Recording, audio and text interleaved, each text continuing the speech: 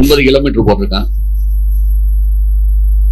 இன்னொரு ட்ரெயின் வேற ஒரு மார்க்கத்துல போறேன், அவன் கும்பகோணம் இது தஞ்சாவூர் கும்பகோணம் மாயவரம் போய் போறான்.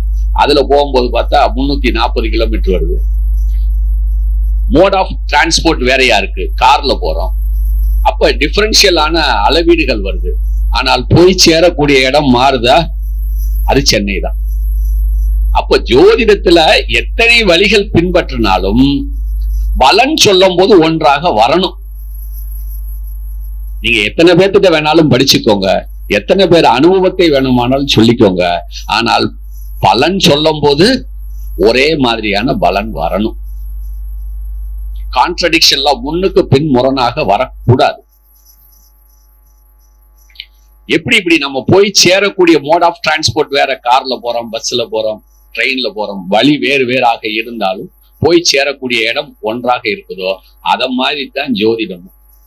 உங்களுக்கு அனுபவங்கள் வேற இருக்கலாம். அதே மாதிரி ஜோதிடம் தியரிட்டிக்கலா படிக்கிறதுங்கிறது ஒரு விஷயம், ஆனால் பலன் சொல்றதுங்கிறது வேறு விஷயம்.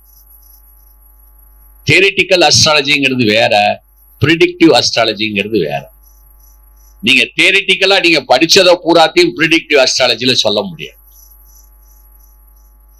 அவன் கேட்கிறவன் வயிற்று வலியோட வருவான், அவனுக்கு நீங்க கதை சொல்லிட்டு இருக்க முடியாது.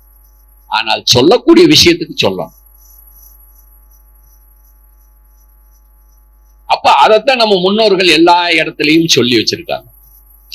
இப்ப ஜோதிடத்தினுடைய அடிப்படையான விஷயம் அப்படின்னு கேட்டீங்கன்னா பஞ்சாங்கம் தான் அடிப்படையான விஷயம். அந்த பஞ்சாங்கத்துக்குள்ளர 5 விஷயங்கள் வச்சிருக்காங்க: வாரம், திதி, நட்சத்திரம், யோகம், கர்மம். அப்ப இந்த ஒவ்வொரு விஷயத்தையும் அடையாளப்படுத்துவதற்காக வேண்டி, இல்லாட்டி அதனுடைய நுட்பமான விஷயத்தை சொல்வதற்காக வேண்டி ஒரு யுக்தியை நம்ம முன்னோர்கள் பயன்படுத்த.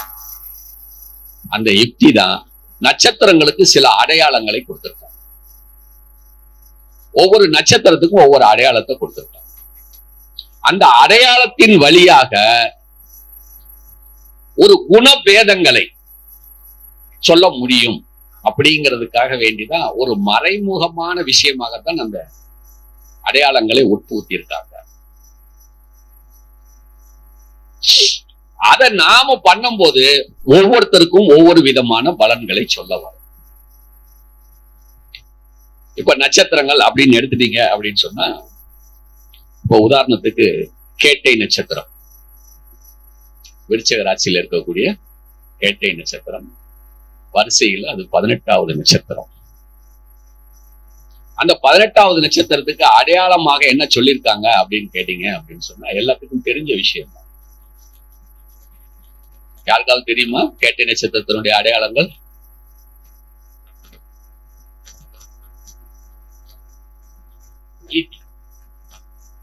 ஈட்டி ஏன் சொல்லப்பட்டிருக்கு?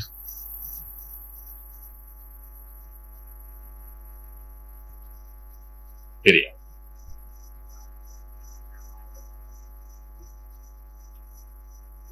செவ்வாய்க்காக வேண்டி அது ஆயுதத்தை பயன்படுத்தும் அப்படிங்கிறதுக்காக வேண்டி. ஈட்டி அப்படின்னா இது தொலைநோக்கு பார்வை உடையதுங்கிறது அது அண்டர்ஸ்டுட்டான விஷயம். ஒரு கத்தியை வச்சு ஒரு மனுஷன் சண்டை போடுறான் அப்படின்னு சொன்னா, ஒரு 2 அடி அந்த கத்தியினுடைய நீளம் எவ்வளவு இருக்குதோ அந்த அளவுக்கு தான் எதிராளியை அவன் கையாள முடியும். ஆனால் ஈட்டி அப்படி இல்லை. ஒரு 50 அடி தூரத்து வரைக்கும் இருக்கக்கூடிய எதிரியை இவன் கிட்ட வருவதற்கு முன்பாகவே அவனை சம்ஹாரம் பண்ண முடியும் இல்லையா? அதனாலதான் அந்த ஈட்டி அப்படிங்கிறது அந்த குணங்கள் அடிப்படையாக அந்த நட்சத்திரத்துக்கு இருக்குங்கிறது சொல்றோம். இவங்களுக்கு ஒரு தொலைநோக்கு பார்வை இருக்கும், பின்னால் வருவதை முன்கூட்டியே அறியக்கூடிய ஒரு விஷயம் இருக்கும். அதற்கு அடுத்தபடியாக ஒவ்வொரு நட்சத்திரத்துக்கும் கிட்டத்தட்ட ஒரு 15-20 அடையாளங்கள் கூட கொடுக்கப்பட்டிருக்கு. குண்டலம் ஒரு அடையாளம் கொடுத்திருக்கான். கர்ணன் கவச குண்டலத்தோட பிறந்தான் அப்படின்னு நம்ம சொல்றோம். அந்த குண்டலம் அப்படிங்கிறது என்ன அப்படின்னா, இப்ப நீங்க பெண்கள் அணியக்கூடிய ஜிமிக்கி இருக்கு இல்லையா, அதுதான் குண்டலம். ஆனால் அந்த குண்டலத்துல என்ன இருக்கும்னா நவரத்ன மணிகள் கோர்க்கப்பட்டிருக்கும். நீங்க போடுறது வெறும் தங்கத்துல போடுறீங்க. அந்த நவரத்ன அணிகளோட இருக்கக்கூடியது குண்டலம். அந்த குண்டலம் ஒரு ஆண் அணிய முடியுமா? ஆனால் கர்ணன் கவச குண்டலத்தோட பிறந்தான்னு சொல்லியிருக்காங்க. அப்ப கேட்டை நட்சத்திரத்துக்கு குண்டலம் ஒரு அடையாளமாக சொல்லப்பட்டிருக்கு. ஏன் சொல்லப்பட்டிருக்கு? அவனுடைய அந்தஸ்தை அடையாளப்படுத்துவதற்காக வேண்டி அது சொல்லப்பட்டிருக்கு. ஒரு அயராரிட்டியான பீப்புள் அவன். ஒரு விவிஐபி அப்படின்னு நம்ம சொல்றோம் இல்லையா? ஒரு BMW கார்ல வந்து இறங்கினா ஒரு விவிஐபி, ஒரு சாதாரண பிஎட் கார்ல வந்து இறங்கினா, ஒரு ஆட்டோல வந்து இறங்கினா ஒரு கல்யாண வீட்டுக்கு என்ன மரியாதை, அந்த மாதிரி ஒரு விவிஐபி அப்படிங்கிற அடையாளப்படுத்துவதற்காக வேண்டி அந்த காலத்துல ஆண்கள்ல யார் குண்டலம் அணிவார்கள் அப்படின்னு சொன்னா கர்ணன் கவச குண்டலத்தோட பிறந்தான்னு சொன்ன ராஜாக்கள் பூராவே குண்டலங்கள் அணிவார்கள். ஏன்னா அந்த அந்தஸ்தை அடையாளப்படுத்துவதற்காக. அப்ப அந்த நட்சத்திரத்தினுடைய உயர்வான விஷயங்கள் இல்லாட்டி ஒரு ஏதோ ஒரு விஷயத்தை மறைமுகமாக சொல்லணும் அப்படிங்கிறதுக்காக வேண்டி சொல்லப்பட்டதுதான் அடையாளம். இப்படி 27 நட்சத்திரங்களுக்கும் சில விஷயங்களை ஒன்றோடு ஒன்று உருவகப்படுத்தி சொல்வதற்காக வேண்டி ஜோதிடம் படிப்பவர்களுக்கோ இல்லாட்டி பாரம்பரிய ரீதியாக வருவர்களுக்கு மட்டுமே அது தெரியணும் அப்படிங்கிறதுக்காண்டி ஜோதிடம் மறைபொருளாக சொல்லப்பட்டது. ஜோதிடத்துல எல்லாமே மறைபொருள் தான். இப்ப நாம படிக்கிறோம், பல்கலைக்கழகத்துல படிக்கிறோம், ஒரு பட்டங்கள் வாங்குறோம் அப்படிங்கிறது போதுதான் அது வந்து வெளிப்படையாக வெளியில வருது. அதற்கு பேராசிரியர்களுடைய பங்கு வந்து மிகப்பெரிய அளப்பெரிய பங்கு. ஜோதிடத்தை அவர் சொல்ற பாணியில சொல்லும் போது கேட்டா மணிக்கணக்கா நம்ம கேட்டுக்கிட்டே இருக்கோம். அதே மாதிரி எந்த காலத்திலையும் அவரு அந்த டயர்ட்னஸ் அப்படிங்கறதே இருக்கு. நம்மளாம் இப்ப 10 நிமிஷம் பேசும், என்ன பேசுறது சார்? எல்லாம் படிச்சுட்டீங்க. மினிமம் குறைஞ்சபட்சம் எல்லாத்துக்கும் 5 வருடங்கள் 6 வருடங்கள் இல்ல 10 வருடங்கள் அனுபவங்கள். ஆனா மைக்க பிடிச்சா பேச முடியாது. ஏன்?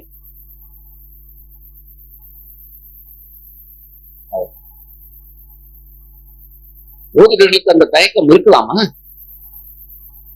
ஏன் வரல? அப்ப என்னன்னா சப்ஜெக்ட்ல இன்னும் கொஞ்சம் தெளிவு வரணும்னு அர்த்தம். உங்களுக்கு சப்ஜெக்ட்ல தெளிவான விஷயங்கள் இருந்தால், நான் தவறாக பேசிவிட மாட்டேங்கிற தன்னம்பிக்கை உங்களுக்கு அதிகமாக இருந்தால் ஒரு ஃப்ளோவா பேச்சு. அப்ப ஃப்ளோவா பேச்சு வரல அப்படின்னா நீங்க இன்னும் சப்ஜெக்ட்ல அடையக்கூடிய தூரம் இருக்குன்னு அர்த்தம். பேராசிரியர் காலையில 9 மணிக்கு 9 மணிக்கு வகுப்புல உள்ளர போயிட்டாரு அப்படின்னு சொன்னா 10:30 மணி 11 மணிக்கு நிப்பாட்டுவாரு. 11:15 டீ குடிச்சிட்டு எல்லாரும் உள்ள வந்துடணும். அவர்கிட்ட படிச்சவங்க போறாங்க, அவர் வயசுக்கு மீறின உள்ளவங்க எல்லாம் நிறைய பேர். பர்சனாலிட்டிஸ், பெரிய பெரிய பிக் ஷாட்ஸ் எல்லாம் படிச்சவங்க, அதாவது அரசு ரீதியாக பணிபுரிந்தவர்கள். ஜட்ஜி 11:15 நீ வரலன்னா நான் உனக்காண்டியில வகுப்பை நிப்பாட்டிட்டு இருக்க முடியாது. 11:15 அவர் பேசாம வகுப்பை நடத்திக்கிட்டே இருப்பேன். அதே மாதிரி 1 மணிக்கு முடிஞ்சா 1 மணிக்கு முடிஞ்சு 1 and 2 லஞ்ச் அவர். திருப்பி ஒரு 3 நாள் எடுத்துக்கிட்டீங்கன்னா 27, 20. அப்ப இதே மாதிரிதான் மாடு. ஒரு உணவை மாடு சாப்பிட்டா அது ரத்தத்துல மினரல்கள் கலக்கிறதுக்கு எடுத்துக்கொள்ளக்கூடிய நாட்கள் 28 நாள், 29 நாள். அப்ப அந்த 30 நாளைக்கு ஒரு தடவை தான் அமாவாசை வரும். அப்போ ஒரு நாள் அமாவாசை என்னைக்கு அகத்திக்கீரை கொடுத்தீங்கன்னா அது கொடுக்கக்கூடிய பால்ல இரும்பு சத்து அதிகமா இருக்குன்னு அர்த்தம். அதுக்காக வேண்டிதான் நம்மால் அகத்திக்கீரைய பசுமாட்டுக்கு கொடுக்க சொன்னோம். அப்ப எல்லாம் வீட்டுக்கு வீடு பசுமாடு இருக்கும். என் வீட்டு பசுமாட்டினுடைய பாலத்தான் என் குழந்தை குடிச்சு வளரும். அப்போ ஒவ்வொரு குழந்தையும் ஒரு வீரியமான குழந்தைகளாக இருக்கும். இத நம்மால் சொன்னா கொடுக்க மாட்டான் அப்படிங்கிறதுக்காக வேண்டிதான் நீ பசுமாட்டுக்கு அமாவாசை எண்ணிக்கை கொடுத்தேன்னா உன் பாவம் விலகும். இதத்தான் பஞ்சாங்க நுணுக்கத்துல சொன்னான், திதேஞ்ச ஸ்திரீயம், திதியின் வழியாக செல்வம் வரும் அப்படின்னா. என்ன செல்வம் வரும்? நம்ம குழந்தை ஆரோக்கியமா இருந்தா அதுதானே முதல் செல்வம். அதனாலதான் திதி வழிபாடு செய்யணும். முன்னோர்களுக்கு செய்யணும், அது வேற விஷயம். அவங்க ஆத்மார்த்தமாக நீங்க நினைத்தால் போதுமானது. இப்படி ஒவ்வொரு விஷயமும் இருக்கு. அந்த பரணி நட்சத்திரத்துக்கு ஏன் அடுப்பு அப்படிங்கிறது சொன்னா அப்படின்னா, இந்த அடுப்புனா என்ன இருக்கும்? ஒரு 3 கல்லு தான் இருக்கும். இன்னைக்கு வைக்கிற நீங்க கேஸ் ஸ்டவ்லயும் அந்த 3 ஸ்டாண்ட்ல அந்த 3 முக்கோணம் தான் இருக்கும். அந்த முக்கோணம் இன்னைக்கு ஃபேன் பாத்தீங்கன்னாலும் 3 இருக்கும். அந்த 120 டிகிரி 120 டிகிரில 360 டிகிரி சர்க்கிள்ல கனெக்ட் பண்றதுக்காண்டி 120 டிகிரில இருக்கும். அந்த 120 டிகிரில அது அமைக்கப்பட்டிருக்கிறது ஒன்றோடு ஒன்று கோஆர்டினேட் பண்ணணுங்கிறது அர்த்தம். அடுப்பை ஏன் அடையாளமா சுக்கிரனோட நட்சத்திரம் பரணிக்கு கொடுத்தான்னா, பரணி நட்சத்திரத்துல பிறந்தவங்க அடுத்தவர்களோட பிரச்சனைகள் பண்ணாம ஒரு இணக்கமான சூழ்நிலையை உருவாக்கி கொள்ள வேண்டும். Coordination is very very must. அந்த கோஆர்டினேஷன் இல்லைன்னா அந்த விஷயம் எல்லாமே ஸ்பாயில் ஆயிடும். அதுக்காக வேண்டிதான் அந்த இடத்துல அடுப்ப சொன்னாங்க. புராணங்கள்லயும் சில இடங்கள்ல சொல்லியிருக்கான். என் பேராசிரியர் கூட சொல்லுவார், இது கற்பனை பாத்திரம் போகலாம், அதெல்லாம் விடுங்க போகலாம். ஆனா நாங்க அதெல்லாம் எடுத்துக்கிறது தான். அவர் சொல்லுவாரு, எங்களுக்கு அதுல சில விஷயங்கள் இருக்கு, அதனால நாங்க அதை எடுத்துக்கிறோம். துரியோதனன் பரணி நட்சத்திரத்துல பிறந்தவர். பஞ்சபாண்டவர்கள் 5 பேர், கௌரவர்கள் 100 பேர். அவர்களுக்குள்ள பங்காளி சண்டை வந்து பிரச்சனை ஆயிடுச்சு. கடைசியில 14 வருஷம் காட்டுக்கும் போகணுங்கிற விதியையும் ஏற்றுக்கொண்டு போயிட்டு திரும்ப வராங்க. திரும்ப வந்தா ராஜ்யம் கொடுன்னு கேட்கிறாங்க, ராஜ்யம் கொடுக்க முடியாதுன்னு ஆச்சு. அப்ப கிருஷ்ண பரமாத்மாவை தூது போக சொல்றாங்க, போது வாங்கி வா, 5 கிராமங்களையாவது வாங்கி வா, அவங்ககிட்ட கேளு, பாதி ராஜ்யத்தை கேளு, பிறகு 5 ஊர் கிராமங்களை பெரிய நகரங்களை கேளு, அதுவும் இல்லையா 5 கிராமங்களை கேளு, இல்லையா 5 வீடுகளையாவது கேளு, அவங்க எது கொடுத்தாலும் நாங்க சந்தோஷமா ஏத்துக்கிறோம் சொல்லிதான் தூதுக்கு அனுப்புறாங்க. அப்ப தூதுக்கு போறார். ராஜ உபச்சாரணைகள்லாம் முடிஞ்ச பிறகு தூதுவினுடைய சாராம்சத்துல கிருஷ்ண பரமாத்மா கேட்கிறார்.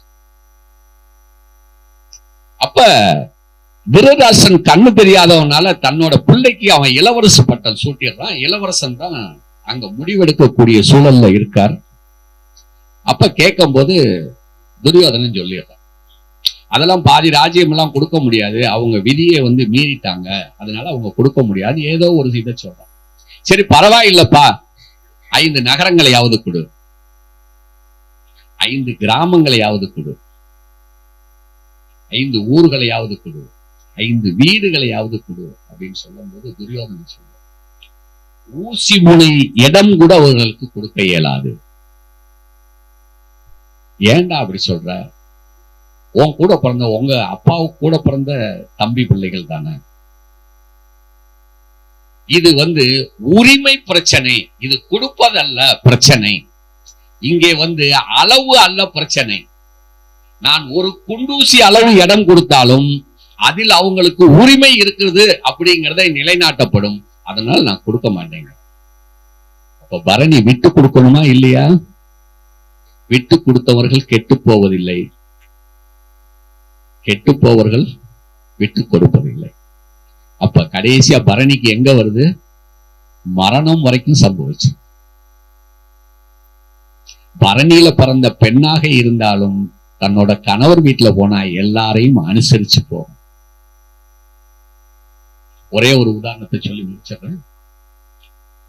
நம்ம உடல் பகுதியில சுக்கிரன் அப்படின்னா நம்ம எல்லாம் சொல்லுவோம், நல்ல ஒரு வாசனை திரவியங்கள் பூசுறது, அழகா ட்ரெஸ் பண்றது எல்லாம். அதோட ரொம்ப முக்கியமான ஒரு உறுப்பு இருக்கு சுக்கிரனுக்கு. என்ன உறுப்புன்னு யாராவது சொல்ல முடியுமா?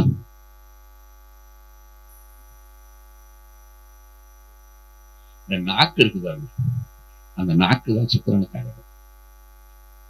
இந்த நாக்கு ஏதாவது தப்பு பண்ண அடி வாங்குறது யாரு? பல்லு அடி வாங்க. நாக்கு எதையாவது பேசிடும், குத்துனா பல்லு 32 உடஞ்சிருண்டாம்பா. ஆனால் இந்த பல்லு 32 இந்த நாக்கு எவ்வளவு சரளமாக புழங்குது. வருஷம் 365 நாளும் 24 மணி நேரமும் இந்த நாக்கு அந்த பல்லுக்குள்ளேயே உட்பட்டு இருக்கு. என்னைக்காவது நாக்கு கடி வாங்குதா? அதுதான் ஒத்துழைப்பு. இந்த பல்லு எப்படியெல்லாம் செயல்படுமோ அதற்கு தகுந்தது மாதிரியெல்லாம் இந்த நாக்கு தன்னை மாற்றிக்கொண்டே இருக்கும். இந்த காலத்துல வீட்டு வீட்டு கிரைண்டர் வந்துருச்சு. இதற்கு முன்னாடி என்ன இருந்தது? ஆட்டுக்குரல். ஆட்டுக்குரல்ல நீங்க மாவு போட்டு ஆட்டினீங்கன்னா என்ன பண்ணுவீங்க? ஒரு கையில ஆட்டிக்கிட்டு இருப்பீங்க, ஒரு கையில தள்ளுவீங்க. என்னைக்கோ ஒரு நாளைக்கு கை நசுங்கும். ஆனால் நீங்க கண்ணை மூடிட்டு ஆட்டினா கூட உங்க கை நசுங்காது. நீங்க இந்த பக்கம் பேசிக்கிட்டே கதை அடிச்சுக்கிட்டே 10 பேர் சேர்ந்துட்டு கூட மாவு ஆட்டுவீங்க, கை நசுங்காது. அது சுக்கிரனுடைய அடையாளம். அப்ப இது எல்லாம் இந்த 27 நட்சத்திரங்களையும் சில அடையாளங்களை சொல்லி நமக்கு அதெல்லாம் மறைமுகமாக சொல்லி கொடுத்திருக்காங்க. அதையெல்லாம் அனுசரிக்கணும் அப்படின்னு சொன்னா நிறைய படிக்கணும், நிறைய கேட்கணும், நிறைய அதெல்லாம் குறிப்பெடுக்கணும். இப்ப நான் பேசியிருக்கேன் இவ்வளவு விஷயம். இந்த விஷயம் எத்தனை பேத்துக்கு போய் சேருதுன்னு தெரியாது. ஆனால் இதெல்லாம் நாங்க எங்க தேடி கண்டுபிடிச்சோம்னா அதுக்கு பல வருடங்கள், பல நேரங்கள், மணி நேரங்கள் செலவிட்டு படிச்சிருக்கோம். அதனால எல்லாரும் பேசுறாங்க அப்படின்னு சொன்னா உங்களுக்கு மேல உள்ளவங்க தான் இங்க இருக்கிறவங்க. சின்ன சின்ன குறிப்புகள் எடுங்க, அதெல்லாம் உங்களுக்கு பயன்படும். ஜோதிடராக தொழில் செய்வது பெரிய விஷயம் அல்ல. ஆனால் அந்த தொழிலுக்கு ஒரு மரியாதையும் இருக்கு. யாரோ சொன்னாங்க பரிகாரங்கள்னு சொல்லிட்டு எதை எதோ சொல்றாங்க. அது ஒரு கான்செப்ட், அவ்வளவுதான். பரிகாரம் அப்படின்னா ஒரு மாற்று வழி சிந்தனை அப்படிங்கிறது கூட சொல்லுவோம் நாங்கள். வெயில் அடிக்குது, ஒரு காலில் செருப்பு போட்டு போ, அது ஒரு பரிகாரம். மழை பெய்யுது, ஒரு கொடை பிடிச்சிட்டு போ, அது ஒரு பரிகாரம். பரிகாரம் அப்படிங்கிறது அந்த விஷயம். அதுக்குள்ள எல்லாம் போனா நிறைய விஷயங்கள், வாக்குவாதங்கள், விவாதங்கள், முரண்பாடுகள், கருத்துக்கள், வேறுபாடுகள் நிறைய இருக்கு. பரிகாரம் அப்படின்னு சொன்னா இப்ப நம்மளே சில நேரங்கள்ல சொல்லுவோம். அந்த அம்மா சொன்னதுலயே சொல்லும் போது இன்னொரு ஜோசியர் இதை செஞ்சாதான் நீ உயிர் வாழ முடியும், நான் அதை செய்யாத, என்னைய நம்பு அப்படின்னு.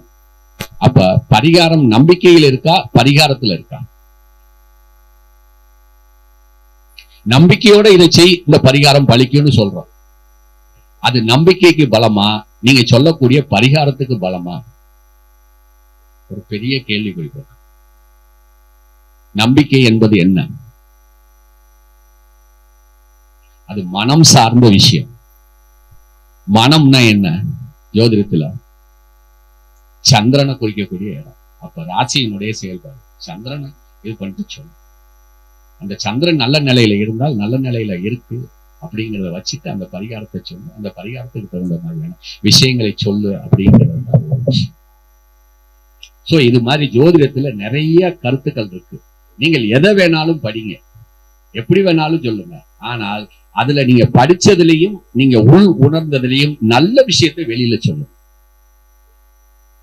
ஒரு கெட்ட விஷயத்தை எரடிகேஷன் பண்ணணும்னா அதை திருப்பி திருப்பி நம்ம சொல்லிக்கிட்டே இருந்தா அது எரடிகேஷன் ஆகாது. இன்னைக்கு லஞ்சம், லாவண்யம் இந்த உலகத்துல தலை விரிச்சு ஆடுது. அதை தவிர்க்கவே முடியாது. அதுக்கு நம்ம என்ன உதாரணம் சொல்லுவோம்? லஞ்சம் இன்று நேற்று வந்ததல்ல, இயேசு கிறிஸ்து காலத்திலே வந்தது.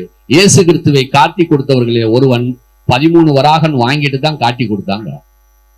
அதை சொன்னா இந்த லஞ்ச லாவணியத்தை ஒழிக்க முடியுமா?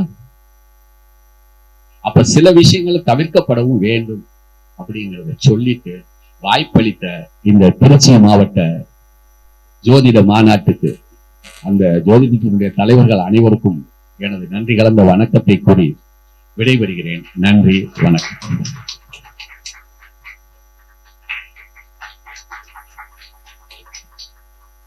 நிறைய இதிகாச கதைகள் சொல்லி நட்சத்திரத்தோட ஒப்பிட்டு நிறைய விளக்கங்கள் கொடுத்த பாலகண்ணன் ஐயா அவர்களுக்கு எங்களது சங்கம் சார்பாக மனமார்ந்த நன்றி.